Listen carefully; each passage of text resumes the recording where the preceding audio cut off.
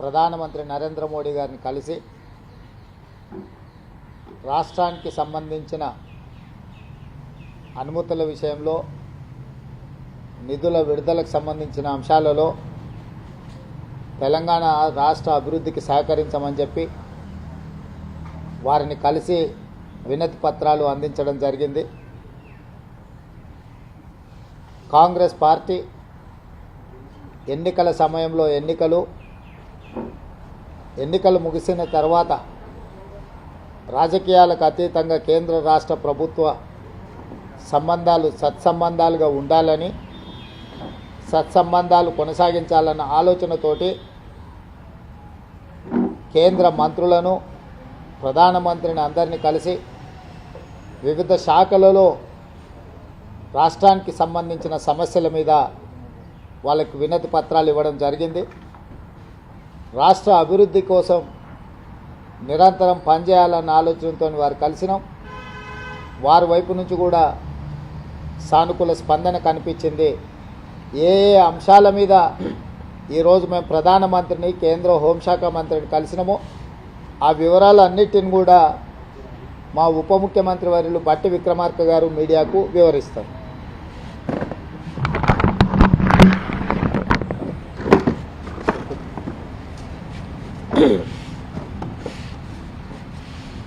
Media మిత్రులందరికీ కూడా ముందుగా నమస్కారాలు. ఈరోజు ఇప్పుడే ముఖ్యమంత్రి గారు చెప్పినట్టు తెలంగాణ రాష్ట్ర ప్రయోజనాల కోసం, అట్లాగే విభజన చట్టంలో పొందుపరిచిన హక్కుల కోసం ఈ రెండు అంశాలపైన దేశ ప్రధాని శ్రీ నరేంద్ర మోడీ గారిని, అట్లాగే హోంశాఖ మార్చులు అమిత్ షా గారిని కలిసి రాతపూర్వకంగా రిప్రజెంటేషన్ ఇవ్వటమే కాకుండా ప్రత్యేకంగా కూడా వారికి రిక్వెస్ట్ చేస్తూ కొన్ని అంశాలు వారి దృష్టికి తీసుకొచ్చాం.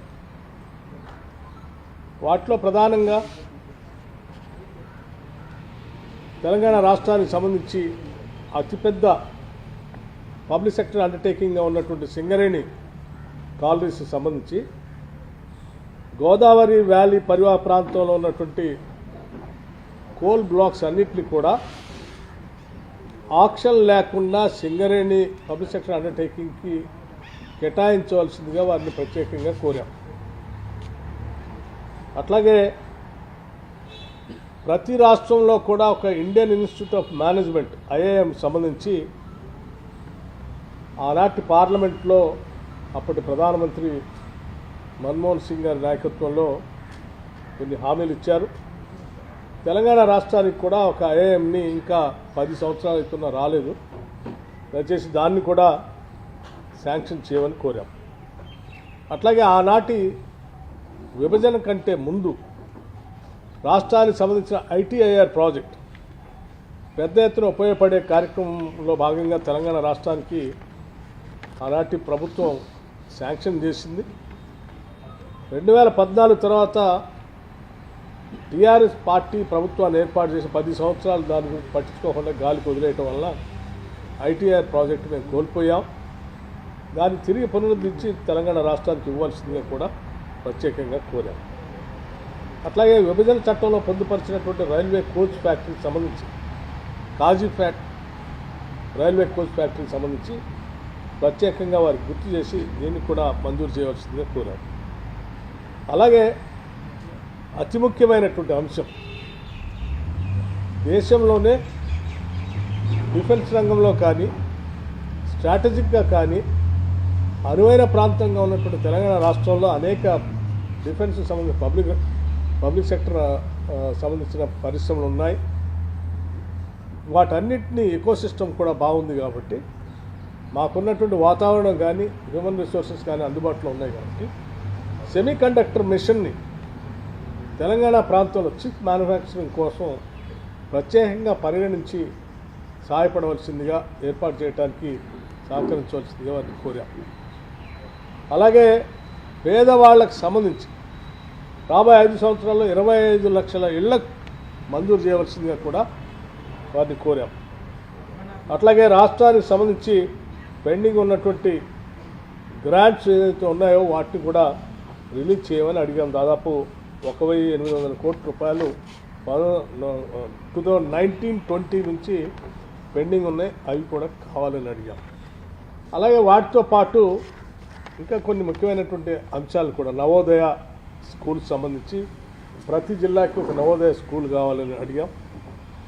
అట్లాగే కస్తూర్బా పాఠశాలలు కావాలని అడిగాం. ఇట్లా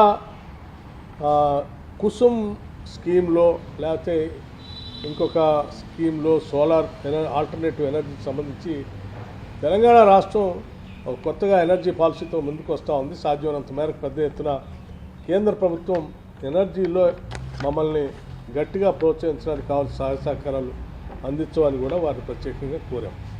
అట్లాగే డిఫెన్స్ ల్యాండ్కి సంబంధించి గతంలో కలిసినప్పుడు ముఖ్యమంత్రి గారు మేము కలిసినప్పుడు ల్యాండ్స్ ఎలివేటెడ్ కారిడార్ నిర్మించుకోవడం కోసం వారు అప్పుడు అడిగితే వాటిని పరిగణలోకి ఇచ్చి శాంక్షన్ చేసినందుకు వారు కూడా ధన్యవాదాలు చెప్తూ మిగతా డిఫెన్స్ ల్యాండ్కి సంబంధించి కూడా ఎక్స్చేంజ్ కింద మాకు కొంత ఇవ్వాల్సిందిగా వారిని కోరాం.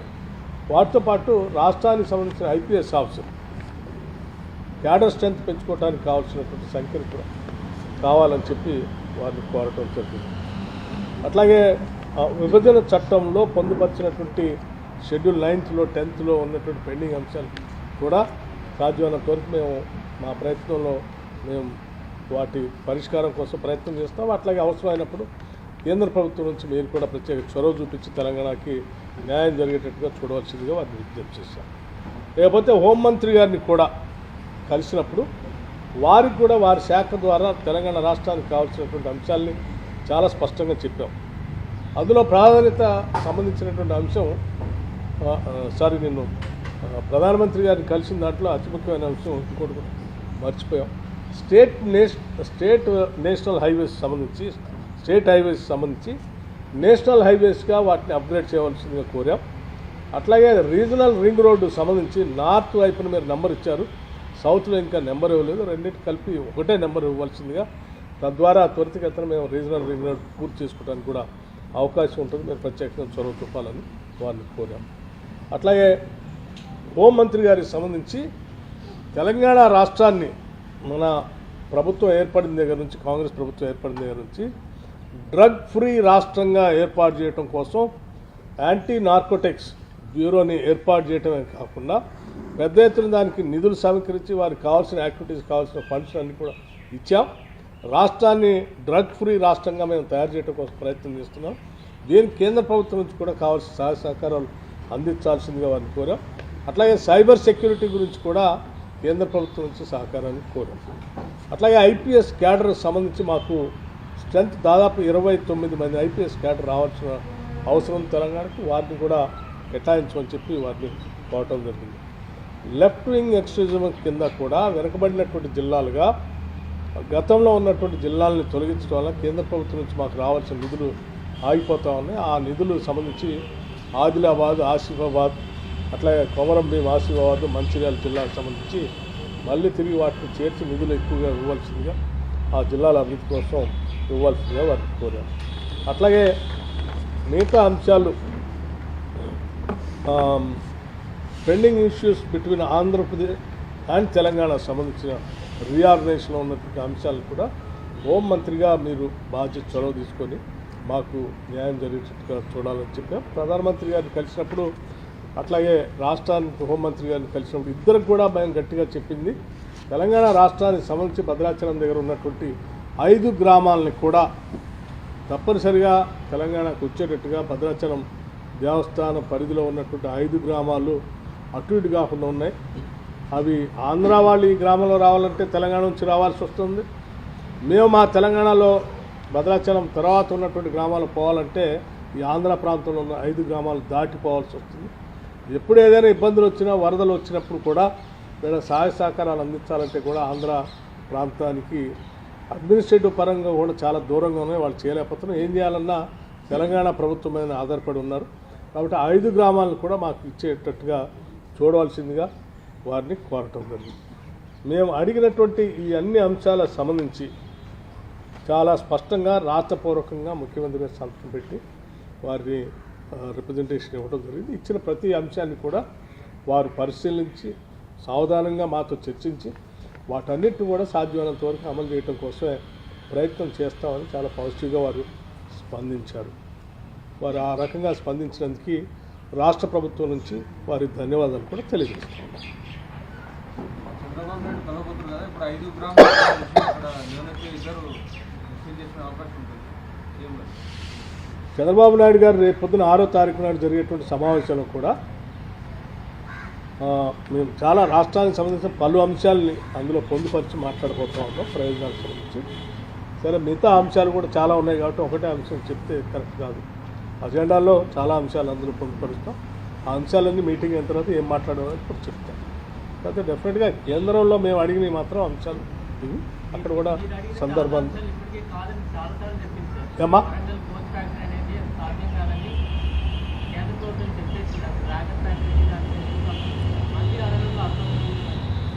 మళ్ళీ అడగటంలో అర్థం ఏంటంటే సాధ్యమైనంత వరకు దాన్ని సాధించాలని పట్టుదలే మళ్ళీ అడగటంలో దాన్ని అనుకున్నటువంటి అర్థం. ఒకసారి 2 సార్లు 3 సార్లు ఎన్నిసార్లు అయినా సాధించేంత వరకు అడిగి సాధించడమే మా లక్ష్యంగా పెట్టుకొని ముందుకు పోతాం. ఇంకా దానివల్ల తెలంగాణ రాష్ట్రానికి పెద్ద ఎత్తున మేలు జరుగుతుంది కాబట్టి అది చట్టపరంగా ఆ రోజు అందులో పొందుపరిచారు కూడా మా హక్కుగా మేము భావిస్తాం. అది కూడా అడిగా సారీ ఎక్స్ప్లెనేషన్లో మిస్సింగ్ అయింది కానీ రాతలో ఇచ్చాము. బయ్యారం స్టీల్ ఫ్యాక్టరీకి సంబంధించి కూడా ఇన్ రైటింగ్గా ఇచ్చాం.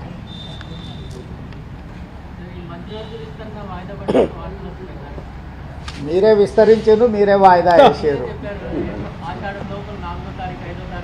నేను తారీఖులు ఏం చెప్పలేదు. విస్తరించాలి, పిసిసి అధ్యక్షుడిని నియామకం జరగాలి, మంత్రివర్గ విస్తరణ జరగాలని ఏఐసిసి అధ్యక్షుడికి విజ్ఞప్తి చేసినాం. వాళ్ళ పరిశీలనలో ఉందని చెప్పినాం. ఇప్పుడు కూడా వాళ్ళ పరిశీలనలో ఉంది. మీరే విస్తరించారు, మీరే శాఖలు పంచారు, మీరే వాయిదాలు వేసారు.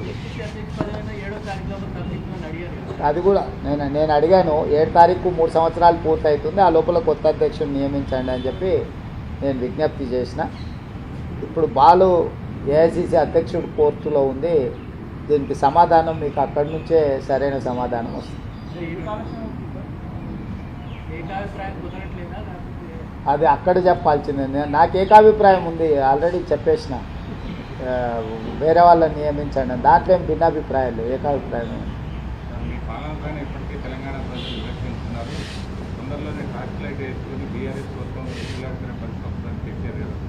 వాస్తవమే కదా. బీఆర్ఎస్ ఎక్కడుందో ఇప్పుడు టార్చ్ లైట్ వేసి ఎత్కాల్చింది కదా. ఏడుంది బీఆర్ఎస్? సింగిల్ సీటు కూడా పార్లమెంట్లో లేదు. పార్టీ పుట్టినప్పటి నుంచి 25 సంవత్సరాలలో ఇంత దీనావస్థ ఎప్పుడూ లేదు.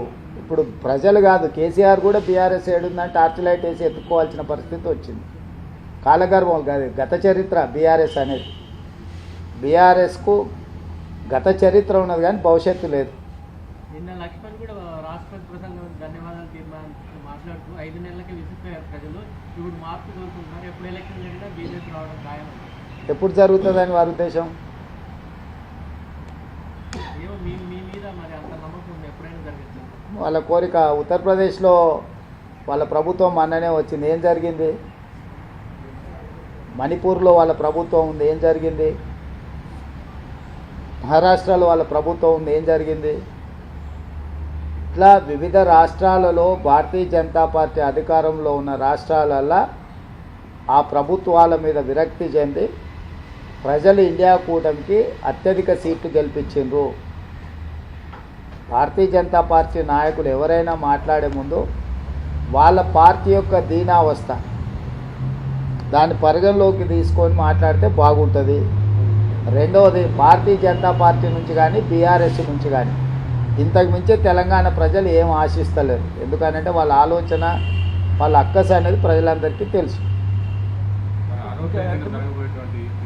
ముఖ్యమంత్రుల సమావేశంలో విభజన చట్టాల్లోని హామీలు పెండింగ్ అంశాలే కాదు, ఇవాళ అదే అంశాల మీద మీరు ప్రధానమంత్రి గారిని అమిత్ షా గారిని వాళ్ళ దగ్గర ఈ ప్రస్తావన ఏమైనా వచ్చిందా? ఇట్లా ఇతర ముఖ్యమంత్రులను కలిసి కూర్చొని మాట్లాడుకోబోతున్నాం. తెలుసు, అమిత్ షా గారికి చెప్పిన 6 తారీఖు రోజు రాష్ట్ర విభజనకు తర్వాత రావలసిన మా రాష్ట్రానికి అన్ని విషయాల మీద 6 తారీఖు రోజు మేము ఒక మంచి వాతావరణంలో కూర్చొని చర్చించుకుంటున్నాం. మీ సహకారం కూడా ఆ సమస్యల పరిష్కారానికి ఉండాలని అమిత్ షా గారికి చెప్పినాం. వారు స్పష్టంగా మీ సమస్యలు పరిష్కరించుకోండి, కేంద్ర ప్రభుత్వం వైపు నుంచి పూర్తి సహకారం ఉంటుందని వారు చెప్పారు. మీకు ఆంధ్ర వైపు నుంచి మీకేం రావాల్సింది, మీరు ఆంధ్రాకి ఏమి ఇవ్వాల్సింది? చాలా అంశాలు ఉన్నాయి, ఇంకా అది లిస్ట్ ఇస్తాను. 9th షెడ్యూల్ 10th షెడ్యూల్లో ఉన్న ప్రాపర్టీస్ కావచ్చు, ఇప్పుడు మా బట్టి విక్రమార్క గారు చెప్పినట్టు ఆ 5 గ్రామాలు భద్రాద్రి రాముడు గుడితో పాటు అక్కడ ఉండే దేవుడి మాన్యాలు ఇవన్నిటిని కూడా మన రాష్ట్రానికి సంబంధించి, అదేవిధంగా దీర్ఘకాలికంగా వాయిదా పడుతున్న నీటి పంపకాల విషయం కావచ్చు, ఇంకా ఎన్నో అంశాలు ఉన్నాయి. వాటన్నిటిని చర్చించుకొని ముందుకెళ్ళాలనుకుంటున్నాం.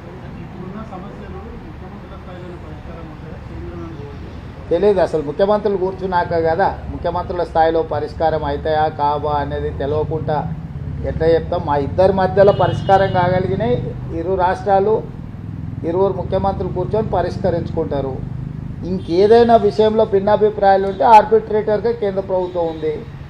కేంద్ర ప్రభుత్వం కూడా ఒకవేళ ఏదైనా విషయాలను పరిష్కరించలేకపోతే చట్ట ప్రకారంగా దానికి పరిష్కారం ఎట్లా కనుగొనాలో కనుగొంటాం ఇద్దరం కలిసి.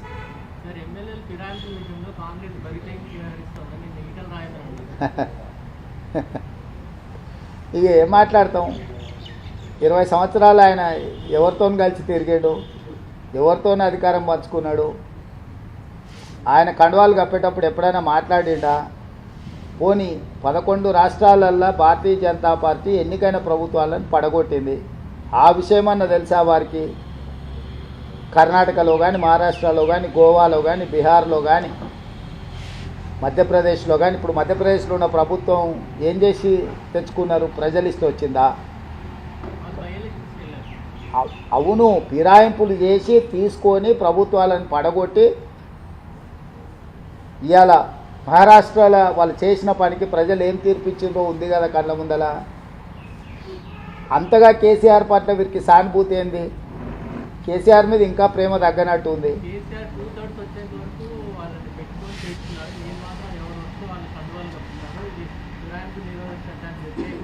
అని ఎవరంటారు? అంటున్నా ఆయనకి ఇంకా కేసీఆర్ మీద ప్రేమ తగ్గినట్టు లేదని అంటున్నా. వాళ్ళు ప్రేమించుకొని మాకేం అభ్యంతరం. ఇప్పుడు ఇంకా వాళ్ళ నాయకుడు కేసీఆరే అనుకుంటున్నాడేమో ఆయన, నాకు తెలీదు. కాబట్టి గతంలో జరిగిన విషయాలను, గతంలో చేసిన పాపాలను, అప్పుడు సహకరించిన విధానం, వాటిని చూసినప్పుడు మేము చాలా ప్రజాస్వామికబద్ధంగా వ్యవహరిస్తున్నాం. ఎవ్వరు ఎలాంటి బాధపడాల్సిన అవసరం లేదు. ప్రజలకు మేలు జరగడానికి ఏం చేయాలనో ఆ ప్రయత్నాలన్నీ కాంగ్రెస్ పార్టీ చేస్తుంది. ధన్యవాదాలు.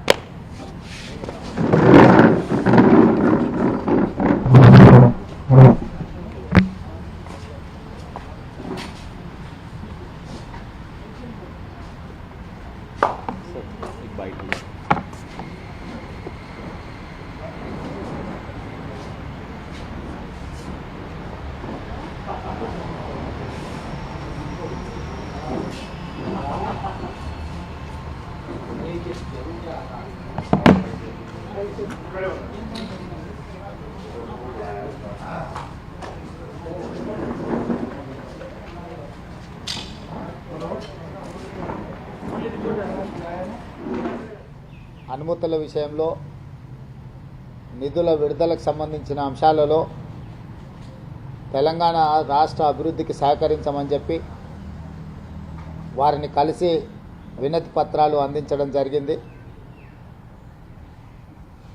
కాంగ్రెస్ పార్టీ ఎన్నికల సమయంలో ఎన్నికలు ముగిసిన తర్వాత రాజకీయాలకు అతీతంగా కేంద్ర రాష్ట్ర ప్రభుత్వ సంబంధాలు సత్సంబంధాలుగా ఉండాలని, సత్సంబంధాలు కొనసాగించాలన్న ఆలోచనతోటి కేంద్ర మంత్రులను, ప్రధానమంత్రిని అందరినీ కలిసి వివిధ శాఖలలో రాష్ట్రానికి సంబంధించిన సమస్యల మీద వాళ్ళకి వినతి పత్రాలు ఇవ్వడం జరిగింది. రాష్ట్ర అభివృద్ధి కోసం నిరంతరం పనిచేయాలన్న ఆలోచనతో వారు కలిసినాం. వారి వైపు నుంచి కూడా Like, share, subscribe.